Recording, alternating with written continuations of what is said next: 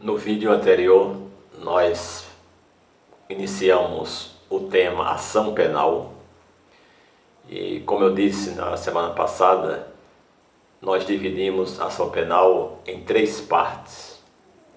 Semana passada foi a primeira parte, hoje faremos a segunda parte de ação penal. Quem não participou, ou quem não ouviu, ou quem não viu a primeira parte, procure visualizar para entender os fundamentos da ação penal.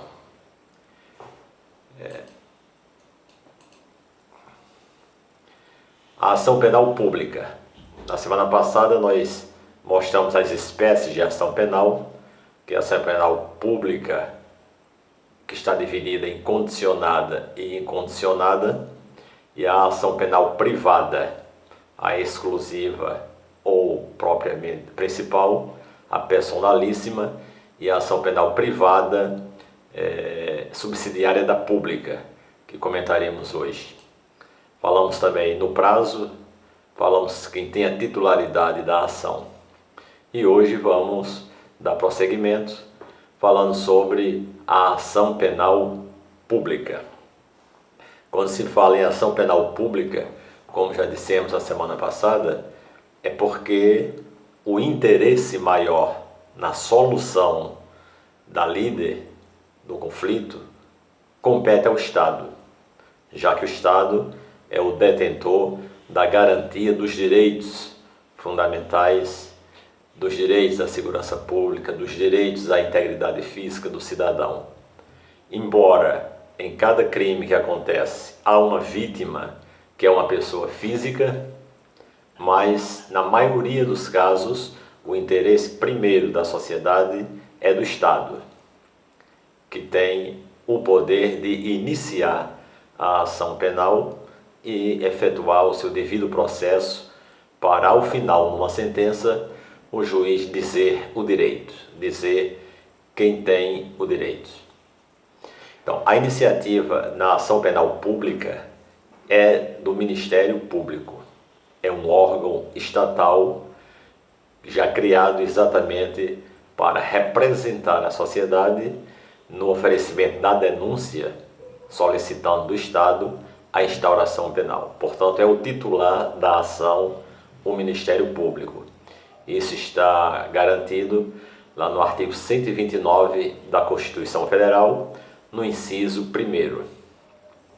Então, tanto faz a ação penal pública condicionada ou incondicionada, o titular da ação é o Ministério Público. Embora, como já vimos na semana passada, de que quando a ação penal pública for condicionada à representação do ofendido ou à requisição do ministro da Justiça, compete a legitimidade de propor a ação o ofendido. Mas depois que o ofendido faz a sua representação, o Ministério Público assume a titularidade, oferecendo a denúncia para que a ação penal seja iniciada.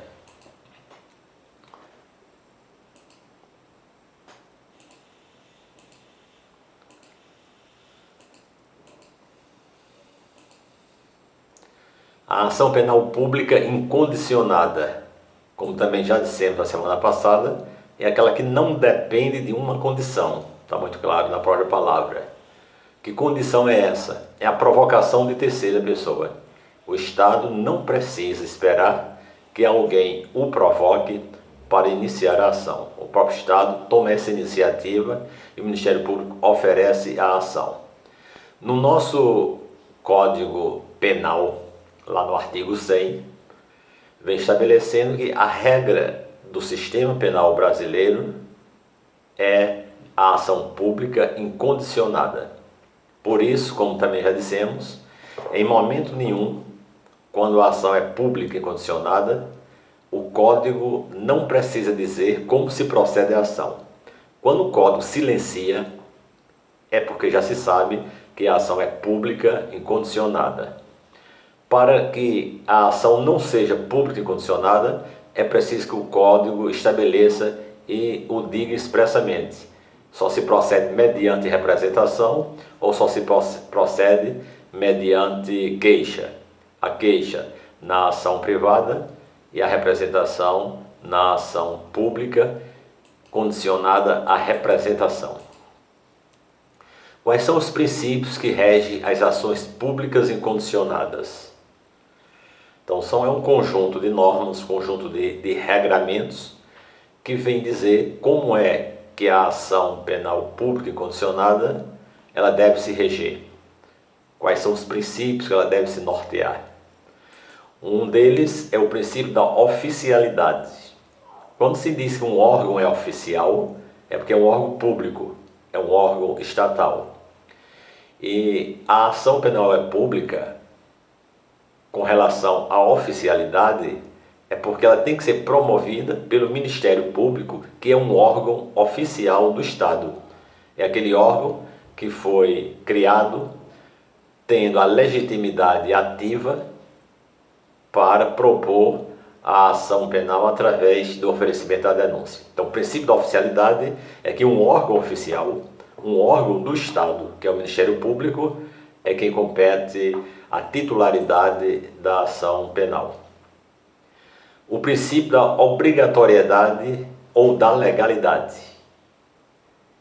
Então, aqui se refere à obrigatoriedade que o Estado tem, através do seu órgão Ministério Público, de exercer o poder-dever de ação. Ou seja, é o dever que o Estado tem, através do Ministério Público, de oferecer a denúncia. Então, se o crime é de ação pública incondicionada, não precisa que alguém solicite ou que alguém provoque o Ministério Público para que a ação seja intentada. O Ministério Público já tem a obrigação de oferecer a denúncia.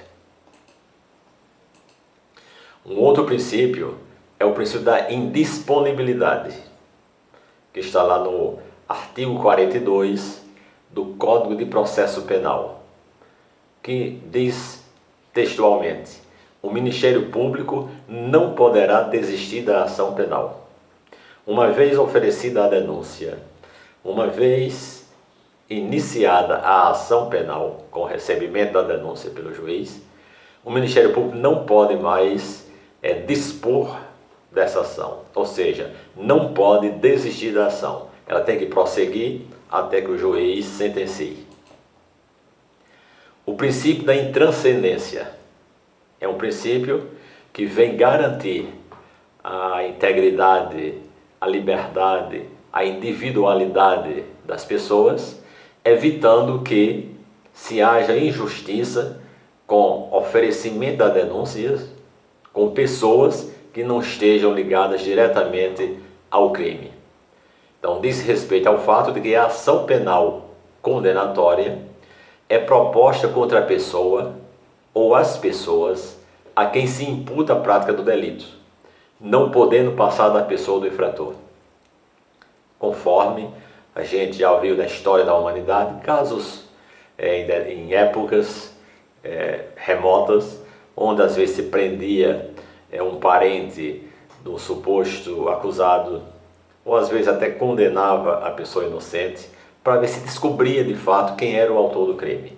Então, se o Ministério Público percebe que não há indícios fortes contra terceiras pessoas, não há porquê, ou melhor, a lei proíbe que haja uma denúncia, a denúncia formal aqui do Ministério Público, contra terceira pessoa que não tem um vínculo direto com a prática do delito. Um outro princípio é o princípio da divisibilidade. Quer dizer, já é pacífico na jurisprudência brasileira e no próprio Código de Processo Penal que já estabelece isso, que é dado ao Ministério Público de deixar de oferecer a denúncia contra aqueles acusados dos quais não houver reunido os indícios suficientes de autoria.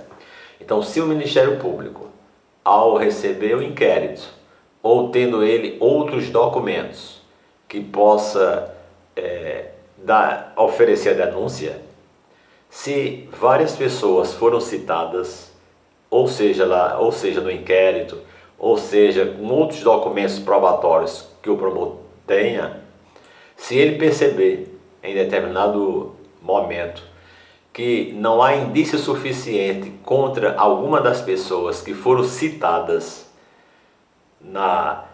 seja no relatório do inquérito, seja numa representação que alguém venha fazer, o Ministério Público pode dividir a sua acusação, ou seja, ele pode liberar umas pessoas e oferecer denúncia apenas contra aquelas contra as quais há indício suficiente de crime.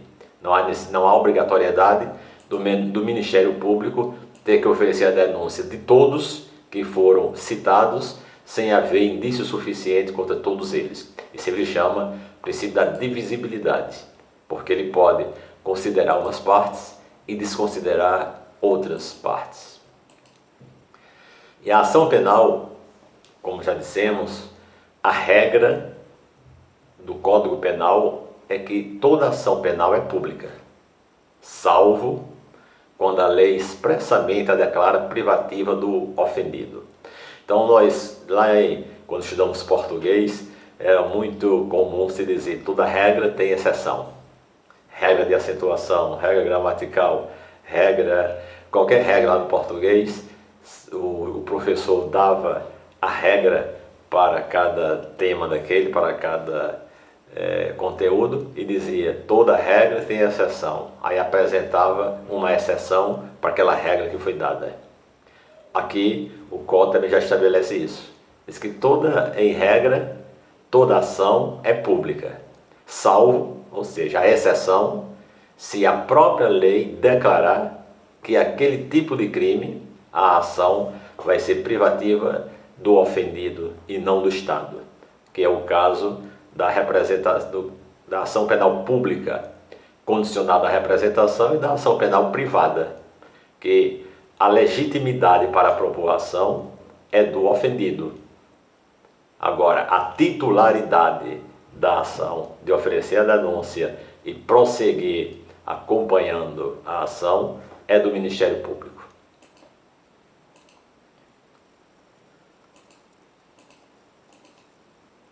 A ação penal privada, o próprio nome já declina do que se trata. É quando o interesse maior para propor a ação não é do Estado, mas é do ofendido, é do particular. Aí se diz que a ação penal é privada. Agora, a ação penal privada, a iniciativa é do particular, é do ofendido. E se diferencia da ação pública no que tange ao direito de agir. Uma vez que a ação penal privada, o direito é dado ao particular de requerer, de solicitar. Então são casos em que não interessa, por exemplo, um crime de injúria, um crime de calúnia. Se a pessoa injuriada, a pessoa caluniada, não se ofende, ou se ofendendo, mas não quer acionar o seu agressor, o seu ofensor na justiça, o Estado não pode tomar nenhuma iniciativa, porque o direito de agir aí é do particular. Agora, a ação, ela continua sendo pública, ela não deixa de ser pública. Mesmo a iniciativa sendo do particular, mesmo o ofendido maior e o interesse maior sendo do particular, o que compete ao particular é a legitimidade da ação. Mas a titularidade da ação compete ao Ministério Público. Porque depois que o particular oferece a queixa, no caso da ação penal privada, o Ministério Público vai oferecer a denúncia com base na queixa do particular. Então, nesse tipo de ação, o Estado transfere ao ofendido ou ao seu representante legal a legitimidade de propor a ação. Grave bem essa expressão, essa afirmação que estou fazendo. Na ação penal privada, você pode se equivocar numa questão quando perguntar quem é o titular da ação penal. Se você não prestar atenção, se dentre as alternativas uma vier o ofendido particular, há uma tendência de você responder que foi o particular. Quando se perguntar a legitimidade de propor a ação, essa é do particular, que é do ofendido.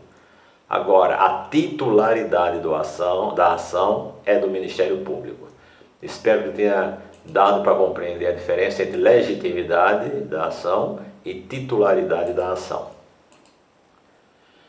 Ação penal exclusiva ou principal, que é aquela que só pode ser exercida pelo ofendido. Na ação penal exclusiva ou principal, só pode ser exercida pelo ofendido pessoalmente ou através de seu representante legal. E se a vítima houver falecido ou se for declarada ausente pela justiça, por ninguém saber qual o paradeiro onde se encontra a vítima, aí nesse caso o representante legal ou as pessoas que estão indicadas lá no artigo 31 do Código de Processo Penal podem, em nome da vítima, ter a legitimidade de propor a ação. Quem são essas pessoas? O cônjuge, esposo ou esposa, o ascendente, pai, avô, bisavô, o descendente, filho, neto, bisneto, o irmão. Qualquer uma dessas pessoas, na ausência, por morte, ou por ser declarada ausente, o ofendido, podem ter a legitimidade de propor a ação. Agora, a titularidade, repito, continua sendo do Ministério Público, porque, em regra, toda ação é pública, continua pública, com a titularidade do representante do Estado, que é o Ministério Público, ou seja, o promotor de justiça. Agora, a legitimidade para a propor a ação compete ao particular na ação penal exclusiva da pública. A ação penal privada subsidiária da pública. Veja bem, pelo próprio nome, já dá para você concluir que a ação penal é privada. É aquela que o interesse maior cabe ao ofendido. Agora, subsidiária da pública. Por quê? Porque a ação é pública. Se a ação é pública, o titular da ação é o Ministério Público. Agora, há uma condição que o Código estabelece, que é quando a ação é pública e o Ministério Público deixa de oferecer a denúncia, aí o ofendido subsidiariamente pode oferecer a queixa-crime para que o promotor depois ofereça a denúncia, para não haver aqui a perda do direito. Então, a ação penal privada subsidiária da pública, ela é iniciada através de queixa, porque a queixa é privativa da ação privada. Quando, embora se trate de crime de ação pública incondicionada, o promotor não haja oferecido a denúncia no prazo legal. Então, há um ditado no direito que diz que direito é prazo e prova. Perdeu o prazo, perde-se o direito. Então, o promotor também tem um prazo. E que prazo é esse? Se o acusado estiver preso, o promotor tem 5 dias para oferecer a denúncia. Se o acusado estiver solto, estiver em liberdade, o promotor tem 15 dias para oferecer a denúncia. E se havendo crime, o promotor tomando conhecimento, o acusado estando preso, passando 5 dias, o promotor não oferecendo a denúncia, ou estando solto o acusado e se passando 15 dias, o promotor não oferecer a denúncia, o que vai acontecer? O processo não vai haver, a ação penal não será iniciada, alguém pode fazer alguma coisa. Então, neste caso, para que não haja a impunidade, o próprio Código estabelece que quando o promotor deixa de oferecer a denúncia nos crimes de ação penal pública, no prazo legal, 5 ou 15 dias, o particular, que é o ofendido, pode entrar com a queixa, como se fosse uma ação privada. Por isso se chama de ação penal privada subsidiária da pública. e depois de o particular oferecer a queixa, o Ministério Público pode aditar essa queixa, quer dizer, acrescentar alguma coisa, ou se não houver necessidade, já com base na queixa, oferece a denúncia e prossegue com a titularidade da ação.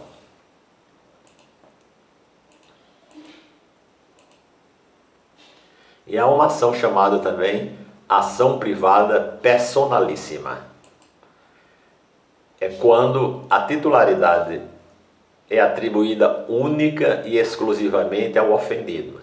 Enquanto na ação penal privada é exclusiva, o particular tem a titularidade da ação, mas o seu representante legal e aquelas pessoas que nós referimos podem, em nome dela, entrar com a ação. Na personalíssima, só o ofendido é que tem esse direito, não se estendendo a aquelas pessoas, ascendente, descendente, irmão e cônjuge. Então, sendo que o seu exercício é vedado até mesmo ao seu representante legal, inexistindo ainda sucessão por morte ou ausência. Ou seja, na ação penal privada personalíssima, ninguém pode entrar com a ação a não ser o próprio ofendido. Por isso que ela é personalíssima.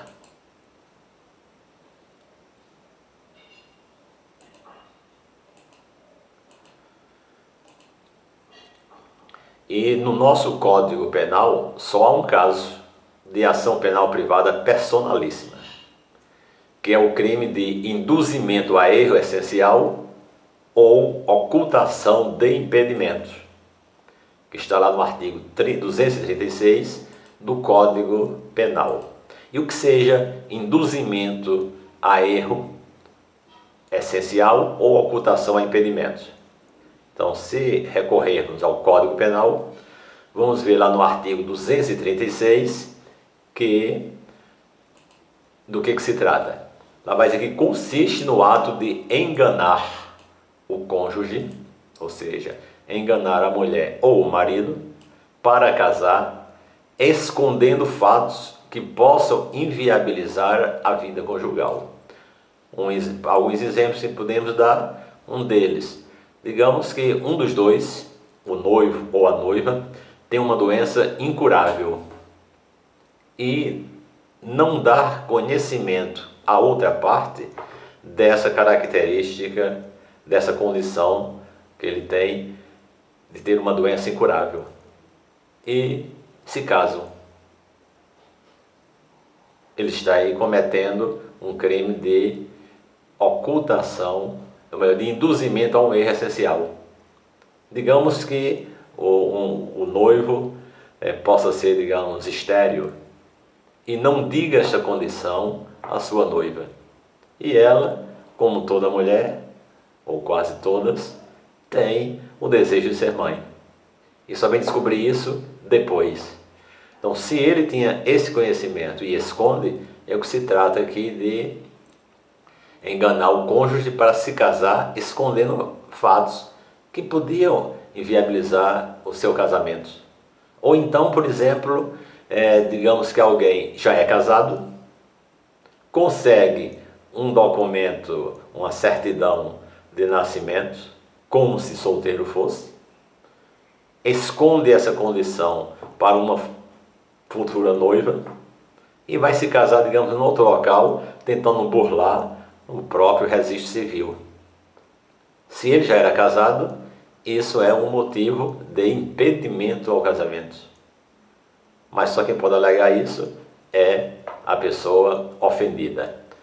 Então só há um crime no nosso Código Penal que trata do induzimento a erro essencial e ocultação de impedimento que possa tornar inviável o casamento. E quais são os princípios que norteiam as ações privadas? Assim como vimos os princípios que norteiam a ação pública, a ação privada também tem os seus princípios norteadores. Um deles é a conveniência, é a oportunidade da conveniência. O que vem a dizer oportunidade da conveniência? Significa que a vítima ela não está obrigada a promover a ação penal.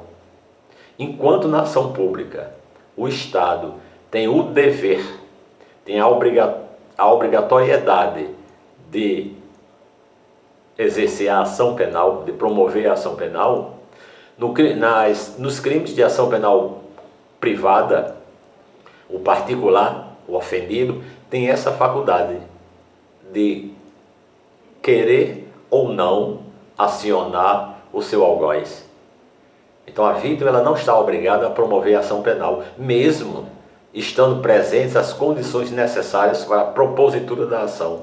Ou seja, mesmo ele sendo de maior, mesmo o crime tendo existido, estando previsto na nossa legislação penal, se há todas as condições para promover a ação penal, mas o ofendido entende que não quer acionar o autor do crime, ninguém pode obrigar que ele intente uma ação penal. Isso é o chamado princípio da oportunidade ou conveniência. Um outro princípio é o da disponibilidade, que é um pouco parecido com o anterior, só que o anterior não chega a iniciar-se a ação porque o ofendido não teve interesse de acionar na justiça. Aqui a ação se iniciou e o ofendido pode desistir da sua ação, ou melhor, pode desistir do prosseguimento no processo. Como? De duas formas. Ou ele não realiza nenhum ato por mais de 30 dias, cujo ato ele deveria realizar para que o processo prosseguisse, ou conceder o perdão à pessoa que lhe ofendeu. Então aí o juiz vai declarar a extinção da punibilidade por um instituto chamado perempção, quando ele deixa, como vimos na semana passada, quando o ofendido deixa de realizar um ato por mais de 30 dias consecutivos, e aí impedindo o prosseguimento do processo. Aí é o princípio da disponibilidade. E essa disponibilidade, como dissemos, ela se dá pela perempção. O que é a perempção? Repetindo, é quando a ação penal se inicia e o particular na ação privada deixa de realizar algum ato que deveria realizar por mais de 30 dias consecutivos. Ou então, quando concede o perdão ao seu agressor. Então não há razão de prosseguir, já que o interesse da ação não era do Estado, era do particular. Há um princípio chamado princípio da intranscendência, ou seja, a ação penal ela só deve ser proposta contra aquela pessoa que praticou a infração penal, que é um princípio igual também ao da ação penal pública. Só se pode acionar o autor do crime. Pessoas que não tenham vínculo direto com a prática do crime não pode ser objeto da queixa nos crimes de ação penal privada. Então só pode atingir a pessoa que praticou o crime, ou seja, que praticou a ação penal. Isso é um princípio que está garantido lá no artigo 5º da Constituição Federal, no seu inciso 45. Há ainda um outro princípio chamado princípio da irretratabilidade da ação. Já vimos também a semana passada que retratabilidade, que vem de retratar, retratar significa voltar atrás, significa desconhecer, significa desistir, significa que não quer colocar o caso para frente, que aceita a desculpa da outra parte e pede para que a queixa seja retirada. Então a representação será irretratável depois de oferecida a denúncia. Eu aqui faria uma pequena observação com referência ao oferecimento da denúncia e ao recebimento da denúncia. Oferecer a denúncia é o promotor redigir a denúncia e dar entrada na denúncia, seja no cartório distribuidor, seja na justiça. Isso aí ele ofereceu a denúncia, encaminhou para a justiça. Agora, receber a denúncia não é somente o juiz olhar ou saber que a denúncia já está lá no cartório ou já está lá na sua vara. é o juiz realizar um ato, colocar um despacho nessa denúncia dizendo: receba a denúncia, marque a audiência. A partir desse momento do recebimento da denúncia é que a ação penal se inicia. Ela não se inicia com o oferecimento da denúncia. Por quê? Porque o juiz pode recusar a denúncia, pode indeferir a denúncia, pode determinar o arquivamento da denúncia. Então, se o juiz rejeitou a denúncia, determinando seu arquivamento, a ação penal não se iniciou.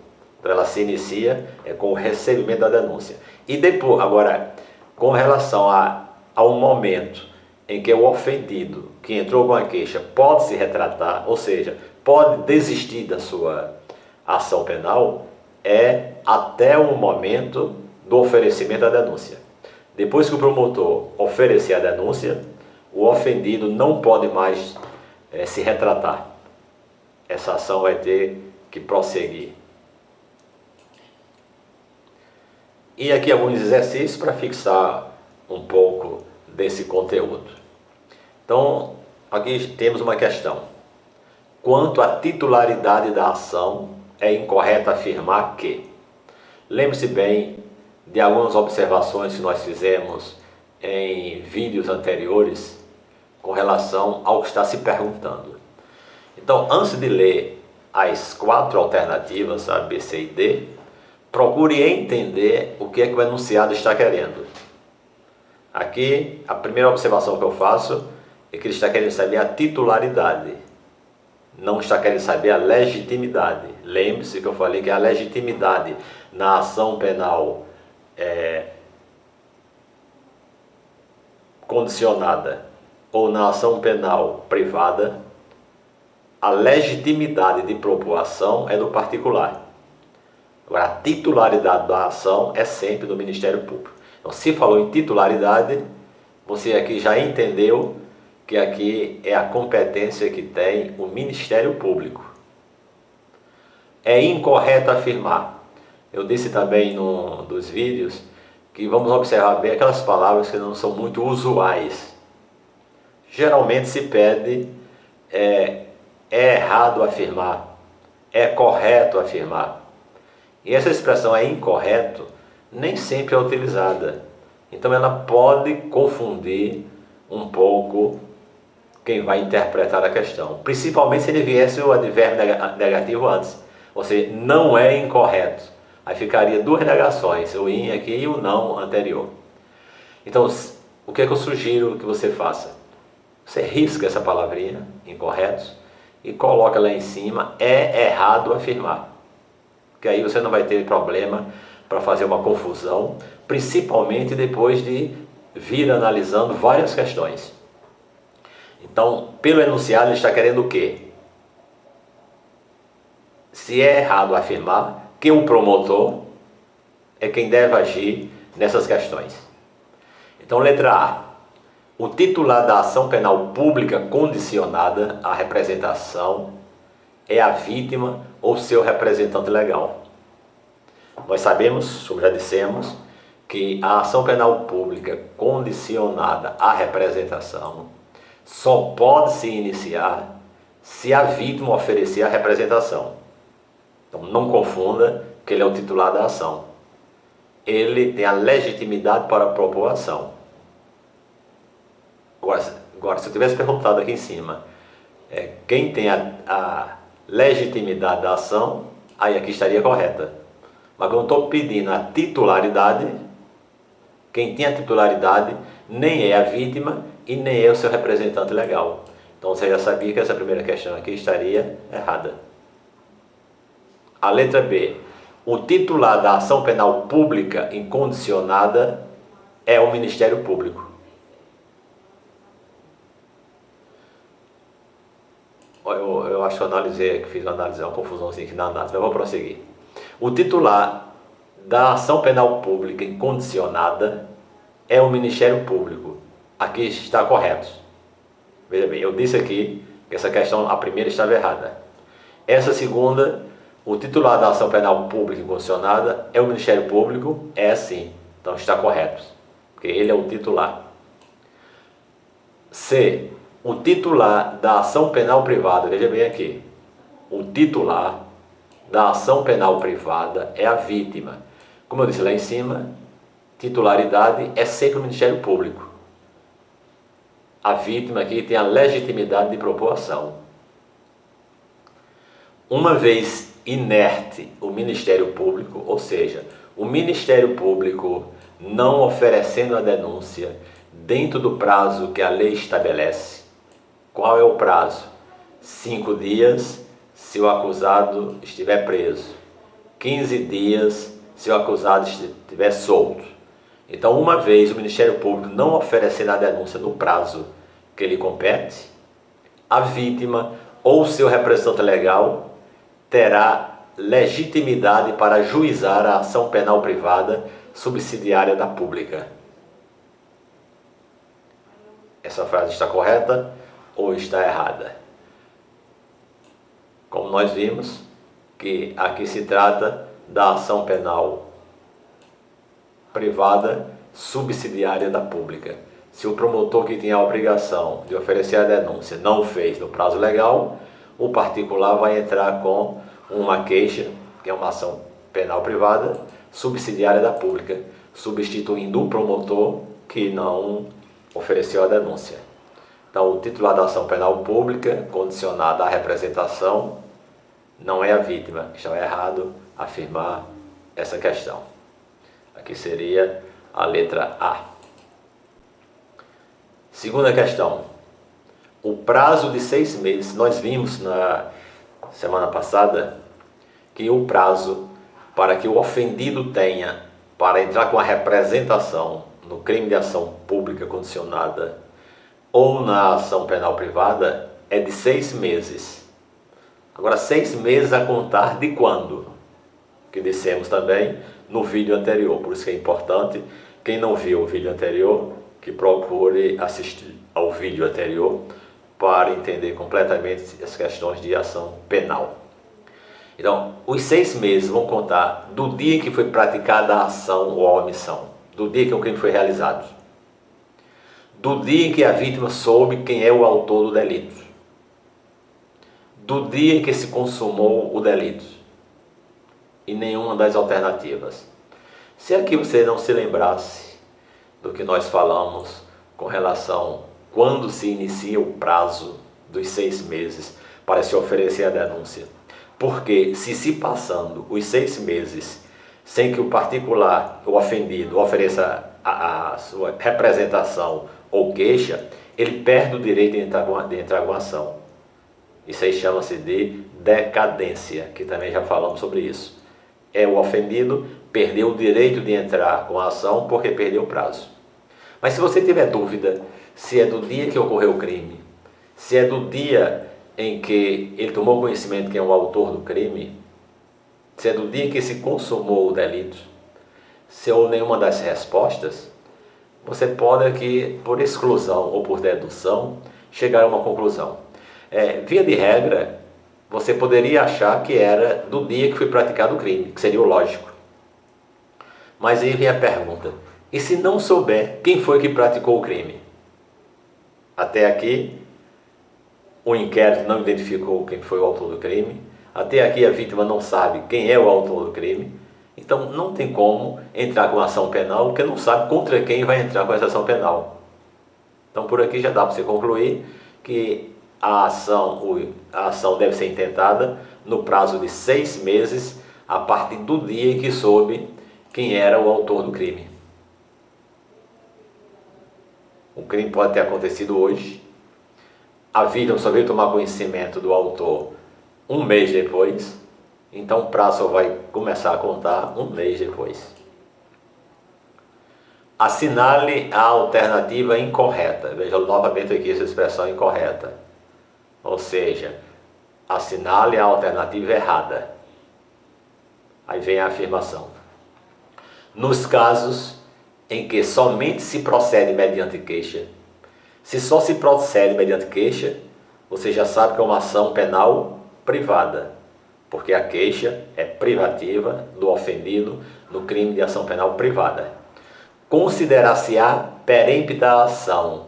O que é perempta? nós dissemos já hoje que é uma das formas de extinguir a punibilidade através da chamada perempção, porque o ofendido deixa de realizar no processo algum ato que deveria realizar por um prazo superior a 30 dias consecutivos. Então, o que eu aconselho a você, quando lê um enunciado, não leia de imediato as alternativas, para você não fazer confusão. Procure entender o que é que o enunciado está dizendo, porque a resposta já vai chegar lá no enunciado. E na hora que você, pelo enunciado, já descobriu a resposta sem ler as alternativas, você já não vai mais se confundir, porque você já está com a alternativa correta na cabeça. Então, letra A. Quando o querelante, quem é o querelante? O autor da queixa. Quem é o autor da queixa? É o ofendido no crime de ação penal privada. Quando ele deixar de comparecer sem motivo justificado a qualquer ato do processo a que deve estar presente. Como já expliquei no começo, é quando ele deixa de realizar atos do processo por um período superior a 30 dias consecutivos. Então, esta primeira, ela está parcialmente correta, parcialmente. Por quê? Porque ele deixou de comparecer a um ato que deveria estar presente. Mas não, aqui não afirma que se passaram 30 dias.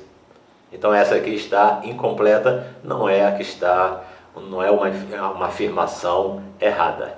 Ou melhor, exatamente.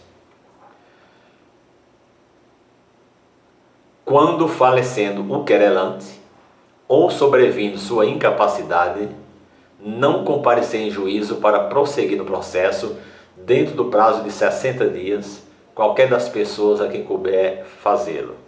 Aqui está se tratando de que essa alternativa B. Está se tratando de quando o querelante, que é a vítima, não comparece em juízo para solicitar a realização da ação penal através da queixa por um período superior a 60 dias. Mas nós vimos ainda agora, há pouco tempo, de que o prazo para se entrar com a ação é de 6 meses. Então, essa alternativa não corresponde aos 60 dias, seria 6 meses. Quando, sendo o querelante pessoa jurídica, se extinguir sem deixar sucessor. Nós aqui não falamos questão da pessoa jurídica, mas o prazo é sempre de 6 meses. Quando iniciada a ação, o querelante deixar de promover o andamento do processo durante 60 dias seguidos. Não é 60 dias, o prazo é de 30 dias. Então vejamos bem, analisando até aqui, você ia ficar na dúvida, porque não apareceu aqui em momento nenhum a questão dos 30 dias, que é a questão correta, passar por mais de 30 dias.